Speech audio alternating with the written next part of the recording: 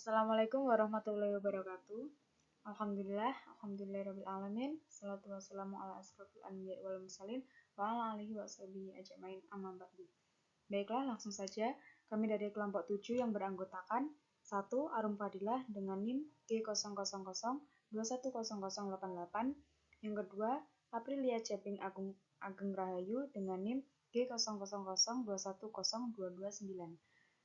Akan mempresentasikan hasil diskusi kami yang berjudul Pembelajaran Sejarah Peradaban Islam pada Masa Bani Abbasiyah untuk Kemanusiaan dan Peradaban.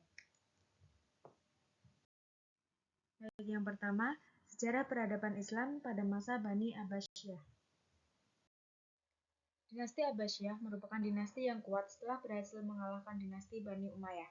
Dinasti Abbasiyah mengambil namanya dari pendirinya Abul Abbas Al-Saffah, keturunan Bani Abbas, paman Nabi Muhammad SAW. Nama lengkapnya adalah Abdullah Al-Saffah ibnu Muhammad, ibnu Ali, ibnu Abdullah, ibnu Al-Abbas, lahir di Provinsi Humairah pada tahun 104 Hijriah.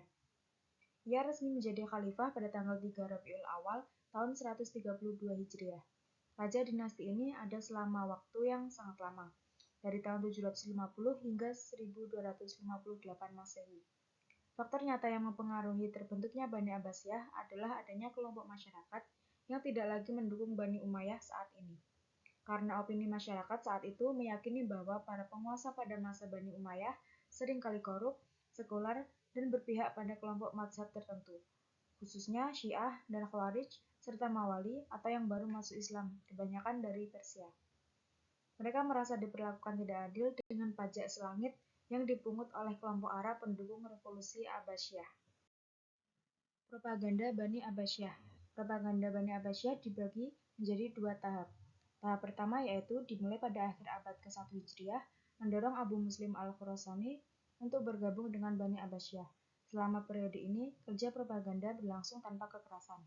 Para pejuang menjalankan fungsinya di berbagai bidang pemerintahan Islam dengan menyamar sebagai pedagang atau jamaah haji. Pada tahap yang kedua yaitu dakwah tahap kedua dimulai dengan kedatangan Abu Muslim Al-Khurasani. Pada masa ini, timbul pertikaian antara Bani Amawi dan Bani Abbasiyah, tepatnya pecah perang dan berakhir dengan tumbangnya Daulah Bani Umayyah. Pada akhir masa pemerintahan kekhalifahan Bani Umayyah ke-1, terjadi berbagai macam kekacauan. Penyebabnya adalah kekacauan yang pertama adalah diskriminasi terhadap pengikut Ali dan kelompok Bani Hashim berupa penindasan yang brutal. Masalah kedua adalah diskriminasi terhadap Muslim non-Arab yang tidak mendapatkan hak yang sama dengan Muslim Arab. Para ajam ini tidak mempunyai tempat dalam pemerintahan. Ketiga, Bani Umayyah tidak mengamalkan ajaran Islam dengan baik dan tidak menghormati hak asasi masyarakatnya. Oleh karena itu, sangat beralasan jika kelompok Bani Hashim mencari solusi dengan memimpin gerakan tertutup untuk mengalahkan dan menggulingkan daulah yang didirikan oleh 17 kelompok Bani Umayyah. Yang kedua yaitu kontribusi ilmuwan Muslim pada masa Bani Abbasiyah. Ilmu sains pada masa itu dibagi menjadi 4. Yang pertama yaitu bidang matematika. Warisan bangsa Arab Islam dalam bidang matematika sangatlah besar. Misalnya saja saat itu angka 0 masih belum diketahui. Belakangan umat Arab Muslim memperkenalkan angka 0 sehingga mengubah pemahaman dan hakikat matematika hingga saat ini. Bukti pengaruh Arab Islam dalam bidang matematika dapat dilihat pada angka-angka matematika berikut. Yang pertama ada tokoh Abdu Abdillah Muhammad bin Musa Al-Khwarizmi tahun 813 sampai 833 Masehi.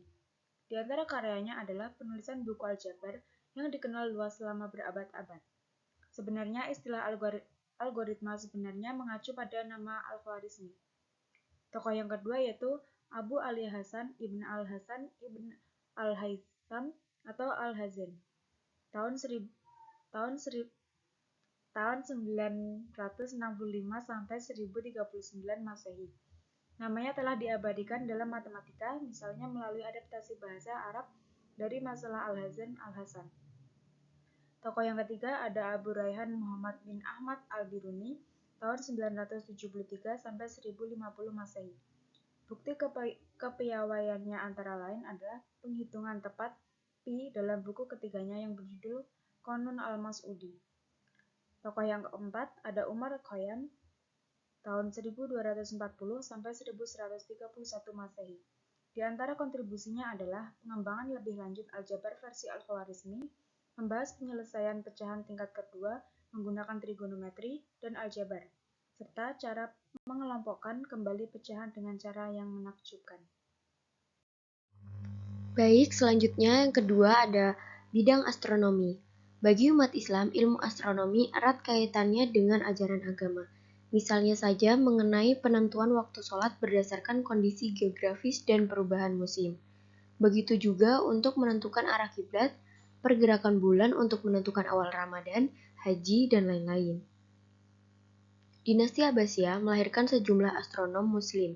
Di antaranya adalah yang pertama ada Abu al-Abbas Ahmad al-Farghani. Kini beliau berusia lebih dari 107 tahun. Karya-karyanya di bidang astronomi masih menjadi referensi di Eropa Barat dan Asia. Yang kedua ada Abu Abdullah Muhammad bin Jabir al-Battani, seorang astronom terbesar pada masanya. Al-Battani juga merevisi teori pergerakan bulan dan bintang. Yang ketiga, Abdurrahman al-Sufi, seorang ilmuwan pertama yang membuat kalender rinci tentang bintang terbit. Yang keempat, Abu Wafa al-Buzajani yang menemukan satu alat muadalat atau kelurusan untuk meluruskan bulan yang disebut kecepatan lurus.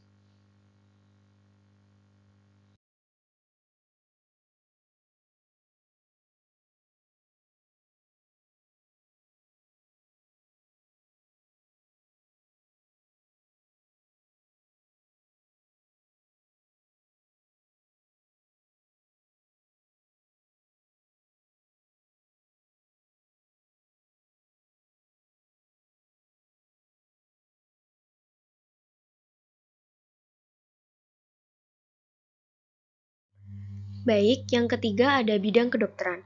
Pelayanan yang diberikan negara Arab Islam terhadap dunia kedokteran tidak dapat diragukan lagi. Barang buktinya antara lain pembangunan apotek pertama, pendirian sekolah farmasi pertama, dan pembuatan buku daftar obat-obatan. Arab Muslim juga berhasil menulis sejumlah risalah kedokteran. Misalnya saja risalah Jabir Ibnu Hayyan, Bapak Kimia Arab. Pada masa Ma'mun dan Al-Mu'tasim, apoteker dan dokter harus menjalani sejumlah pemeriksaan. Sekitar 860 dokter di Baghdad konon telah lulus tes dan mendapatkan gelar. Sehingga pada saat itu dinasti Abbasiyah tidak memiliki dokter yang tidak berizin. Pada awal abad ke-19, Khalifah Harun al-Rasyid mendirikan rumah sakit umum di Baghdad, meniru model rumah sakit Persia. Tak lama kemudian, jumlah rumah sakit di dunia muslim bertambah menjadi 34. Rumah sakit ini memiliki ruang khusus untuk wanita dan gedung obat-obatan. Beberapa memiliki perpustakaan medis dan menawarkan kursus kedokteran. Pakar atau dokter kedokteran muslim pada masa itu diantaranya, yang pertama, ada Abu Bakar Muhammad bin Zakiyah al-Razi atau Razes, dokter muslim terbesar dan penulis paling produktif di bidang kedokteran. Ia dianggap sebagai penemu prinsip-prinsip bedah. Yang kedua ada Abu Ali al-Husain Ibnu Sina atau Avicenna, meninggal pada tahun 926 Masehi.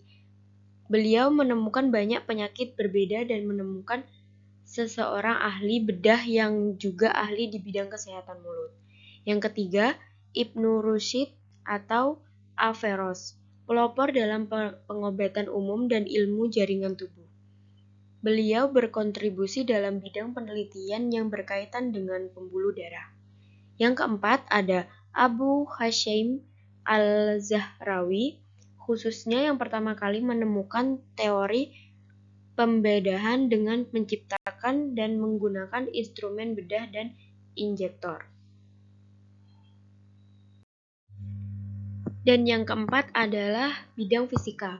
Di antara fisikawan Islam pada zaman keemasan adalah yang pertama Abu Fatah Abdurrahman Al-Khazani, pencipta bahan bergerak atau dinamika, dan ilmu estetika.